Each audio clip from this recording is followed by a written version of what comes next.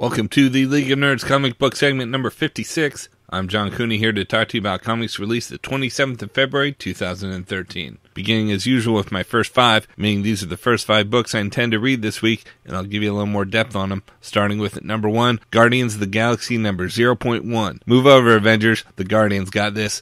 Star-Lord, Gamora, Drax, Rocket Raccoon, Groot, and the Invincible Iron Man? The Marvel Universe just got bigger as the legendary cosmic epic returns in the hands of superstar creators Brian Michael Bendis and Steve McNiven. In this special prelude issue, meet the man behind the Guardians, Star-Lord, and discover how this child of Earth became the leader of the ragtaggiest of teams in the galaxy. All setting the stage for next month's historic Guardians of the Galaxy number 1. This is the start of something big, Marvel fans. Now here's why this is on top of my pile this week. I like the grandeur of the Guardians of the Galaxy, the sci-fi majesty and scope of their adventures.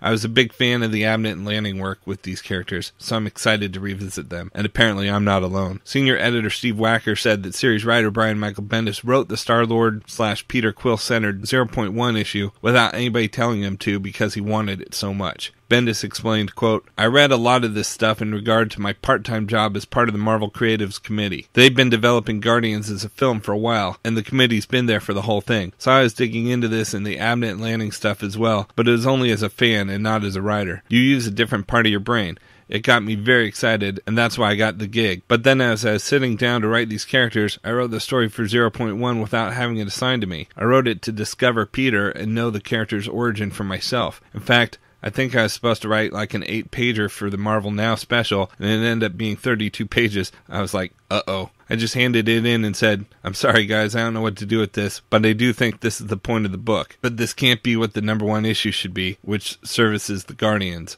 They were actually very cool about actually making it, and I felt like I hadn't wasted my whole week doing it, but it came from just pure passion for the character. Close quote. At number 2, we've got Uncanny X-Men number 2. There's a mole on Cyclops' team, but who is it? When you hunt the Uncanny X-Men, you use Sentinels. But when you find out who's doing the hunting, your jaw will drop. Series writer Brian Michael Bendis mentioned, and the cover reinforces, that Emma Frost and her role post-AVX would be addressed in this issue. Quote, she's lost a romantic relationship with Scott Summers, but needs him spiritually. It's a very fascinating place, and the place where a lot of people have been. Maybe we can still be friends, or we still have to be friends, or we still have to work together. If you hook up at work and break up, you still have to work together. It's sometimes funny, sometimes ugly. They're the X-Men version of that. A lot of people ask why Emma doesn't just go away. Why doesn't she just tell Scott to hit the road? She really doesn't have anywhere to go. At the same time, they're both on the same page with this. She was compromising some stuff when she was at the Xavier School. This is her chance to take some stuff out for a spin. I had Scott talk about this in the 2nd issue, but she's a great teacher. She's equal parts tough and honest, and he'd be blind not to see this. If they're really going to make a go of this, why not have her? Close quote. He goes on to say, quote, her powers are broken. They're a disaster for her right now. It creates a great thing that you'll see in the 2nd issue, where she sometimes projects her thoughts without realizing that she's doing it. On top of not being able to read other people's thoughts, every once in a while she projects her own thoughts without knowing about it until she's done it. What a punishment for her. Everyone who feels that Emma deserves to get taken down a peg or two, this is hell for her. It's a nightmare. Imagine you're projecting your thoughts out and you're almost always by your ex-boyfriend. All of that will be dealt with in the 2nd issue.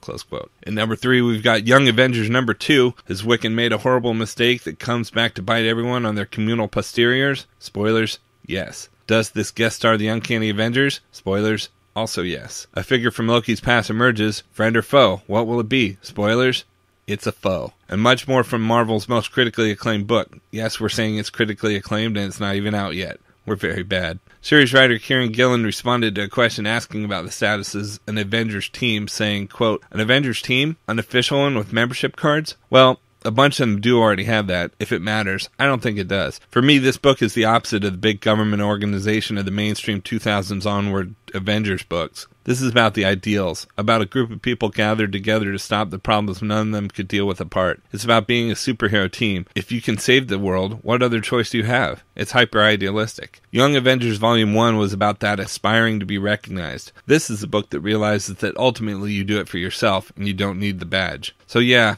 a team and a group, but perhaps more like a band. But I would say that, wouldn't I? Close quote. At number 4, we've got Batman The Dark Knight number 17. Ethan Van Sciver's first storyline as regular artist continues as the gory details of the Mad Hatter's past are revealed. With the Mad Hatter kidnapping citizens all over Gotham City, not even Batman can figure what he's after. Series writer Greg Hurwitz explained his use of the Mad Hatter, quote, "For me, the Hatter is a character who I was always interested in. He was always running around. He was obsessed with reclaiming his Alice or finding his Alice. He has this incredible fixation. He's interesting. He's a household name in comic book households. I never felt he was granted an overall narrative that really explained and defines him and shows who he is, one that shows why he's a force to be reckoned with. I think that's one of the things that Ethan and I are really trying to do. If people are going to have a new 52 brand new version, brand new reinvention of the Hatter, we hope it will be the definitive one. They understand where he came from, they understand his past, and they understand why he's such a huge threat. This guy, all 4'6" of him, is going to put a plan into motion that's going to rattle Gotham to its cornerstones in our arc. This isn't just a little Mad Hatter story that runs 1 or 2 issues. It's going to be a big melding production. It's going to turn into something that has huge and lasting impact on Batman, Bruce Wayne, and Gotham." Close quote. And at number 5, we've got Avenging Spider-Man number 17. The superior age continues as Superior Spider-Man faces the future foundation, that is. The Superior Spider-Man is forced to work with the FF as the literal future comes crashing in on them, threatening to destroy the foundation itself and expose Spider-Man's ultimate secret. Plus, the Superior Spider-Man doesn't like kids. Writer Chris Yost explained how Peter's memories are affecting the interactions in Avenging Spider-Man. Quote, "Ock knows everything that Peter knows. Some of those emotions will bleed over, but Ock's emotions and attitudes are still at the forefront. This is uncharted territory for Dr. Octopus. Friends, loved ones, people who trust him, etc. But at the same time, he can't full-on behave like his normal self without people realizing something's wrong." Close quote. He went on to talk specifically about issue number 17. Quote, "Spider-Man is summoned to the Baxter building by the replacement FF. They've got to go deal with something, and Spider-Man assumes they want him to lead the mission. But in fact, they call him in for babysitting duty.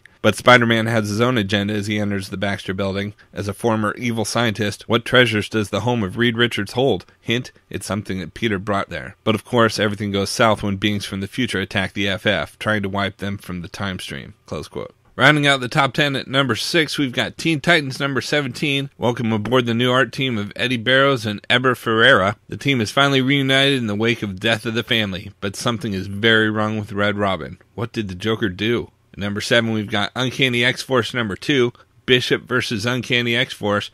What secrets does the man with the M on his face bring from the future? At number 8, we've got Talon number 5, the Talon versus Felix Harmon, a.k.a. the Gotham Ripper. The bank heist goes terribly wrong. Who will make it out alive, and who's already dead? The Talon's secret hideout is in danger, and so are all the people in it. At number 9, we've got Uncanny Avengers number 4. Red Skull and his S-Men move forward their takeover of New York. A member of the Uncanny Avengers joins the S-Men. When the chips are down, the fight all but lost, one Avenger must rise and face the terrible might of the Omega Skull. And at number 10, we've got Aquaman number 17, startling epilogue to the Throne of Atlantis.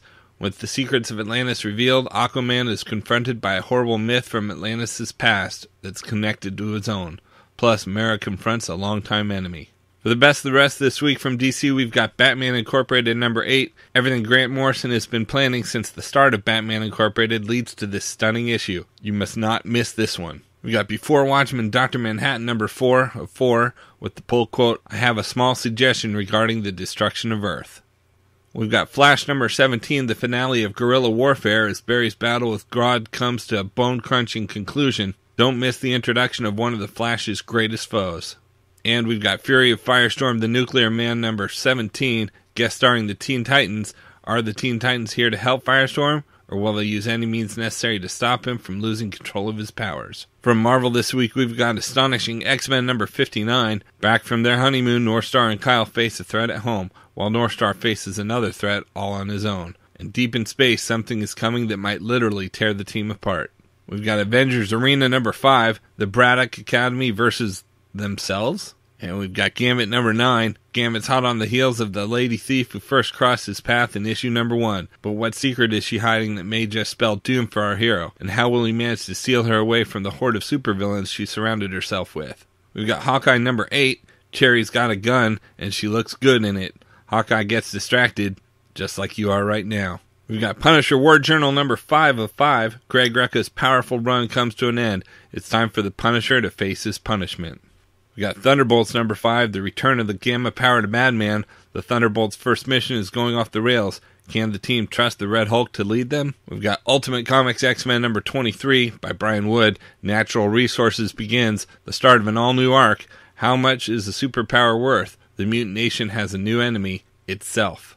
And we've got X-Men Legacy number 6. The groundbreaking first arc of X-Men Legacy ends here. Discovering a plot to assassinate one of the X-Men that he inadvertently put into motion, Legion infiltrates the Jean Grey School for Higher Learning, but after their last run-in, will the X-Men accept his help? Meanwhile, Legion learns that the demon lurking in the depths of his psyche has a familiar face. From Boom Studios this week, we've got Deathmatch number 3. The smash hit continues.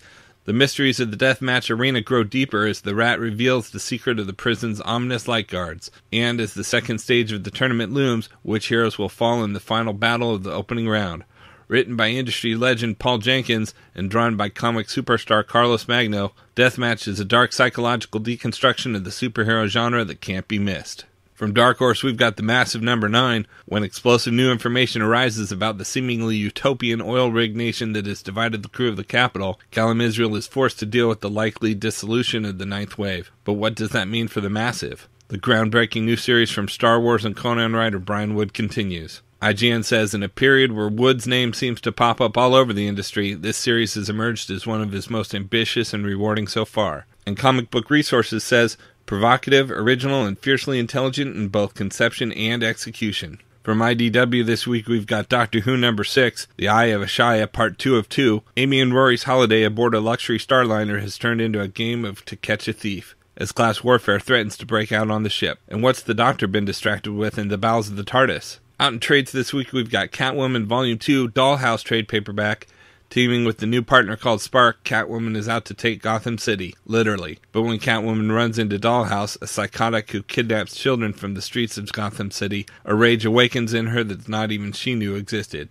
Collects Catwoman number 7 through 12. And we've got Marvel Noir, Wolverine and the X-Men trade paperback, The Marvel Universe, shot in noir. Hard-boiled, hard-drinking Private Eye Jim Logan is the best there is at what he does. And when Mariko Yoshida saunters into his office, he knows she's trouble when he sees it. It's the case of Logan's career, if he survives.